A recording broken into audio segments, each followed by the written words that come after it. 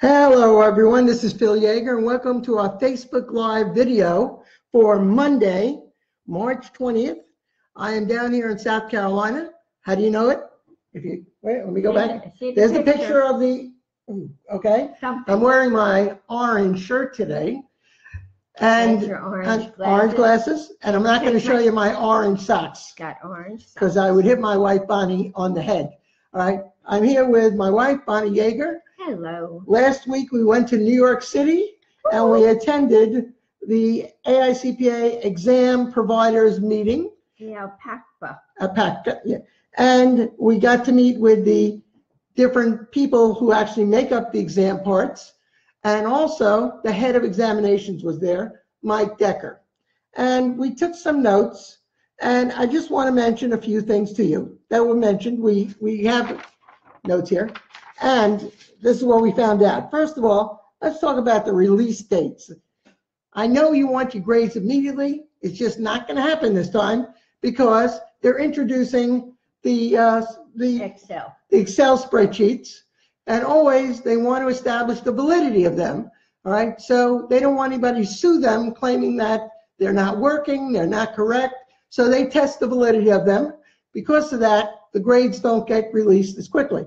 So if you're taking the exam from April 1st through June 10th, you will get your scores on June 29th.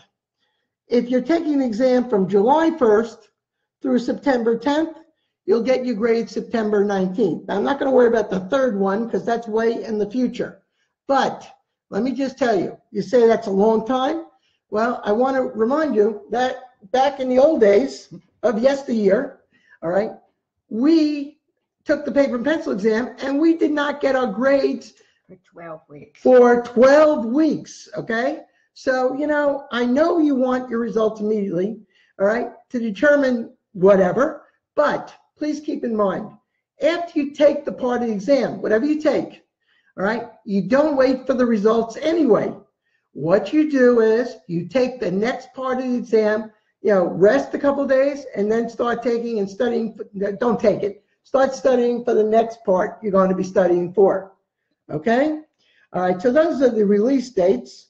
Also, all right, the number of sims on future exams, all right, will be the same number as it is now. All right? Now, that what they're doing, though, is they're de-emphasizing the number of multiple choice that they're going to give. Right? Now, there's generally 3 testlets of multiple choice on the exam parts.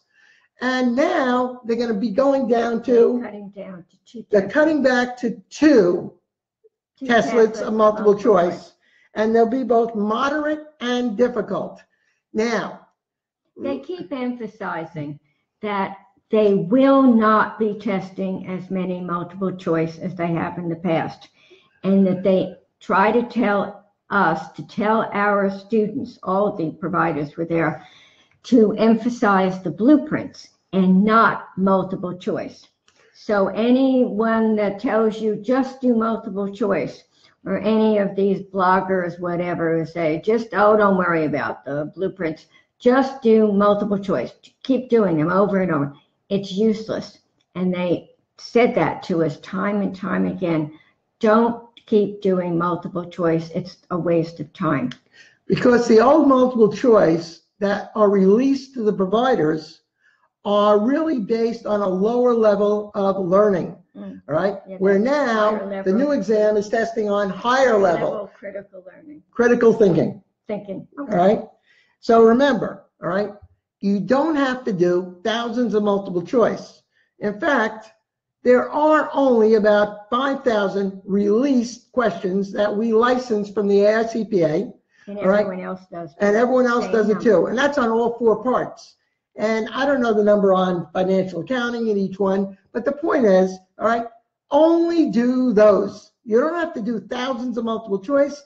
And as Bonnie said, any course that's telling you that, all right, has not attended this meeting, right? Yeah, but also if there are some courses that say they have thousands and thousands and thousands of multiple choice, remember, there's the same number released to all the review providers. Any additional ones are author constructed. they're not from the AICPA. And also, another thing, all right? These companies that have a lot of task-based simulations, they are all author constructed. Now, the AICPA is going to release to us on April 9th as course providers, all right, some old task-based simulations that they just want to retire. That's what they want to do. They're just going to retire them. There's nothing wrong with them. They're just retiring them. Now, and they're going to run it through some type of updated software, so they will apply to the current exam content. Now, that will be true also with the release multiple choice that we get, and every other approved course provider gets that. And once again, even though those multiple choice may be old multiple choice, they're running it through an updated software program so that it'll apply to the current exam content, okay? So these task-based simulations that these courses have that say, hey, you do these, we're gonna basically make you practice, they're all author constructed, all right? They're actually coming up with their only author constructed task-based simulations, which means that this is what they think could be the questions. But I talk to students who say, you know, I did all those task-based simulations at XYZ, CPA review course provided, and you know, all right, the task-based simulation out of an exam, I didn't see any of them in those 100 task-based simulations that I did. So what do you do here to prepare? All right, you go to the AICPA website, AICPA.org, and they provide you with some task-based simulations, a document simulation, all right, and basically look at these sims as a template. It's a template, which means that you want to know how the thing works. What's all the buttons on the different simulations and how do they work? Now, if you study the blueprints and only the blueprints, all right, then you're learning the information that the AICPA now requires you to know for the CPA exam. Nothing more, nothing less. And then you have your knowledge of the blueprints. And then if they give you a task-based simulation, you take your knowledge and you fit it into the template. That means the what? The screen of which is shown to you at Prometrics. And by the way, all the Prometrics centers have been updated. They're going to be updated, which means that, all right, they're going to have high definition, all right, screens, high definition. That's very exciting, isn't it? All right. So for those who are complaining about it, also, I think they're going to have split screens. You can do it. Yes. And don't forget, the Excel spreadsheets begin April 1st. And they're not going to ask you hard Excel worksheet questions, okay? All right. It's going to be very basic, very basic. And, all right, what else did we? Oh, they did mention about the time frames for the candidates to study or to when they are taking the exam. And they say a maximum of an hour and a half to do the multiple choice. Okay, a maximum of an hour and a half out of the 4, which means that the remaining 2.5 hours are for the task-based simulations. And there are 5 of them, and you should spend a minimum or maximum of 30 minutes, maximum, on each of these task-based simulations. So that's giving you 2.5 hours.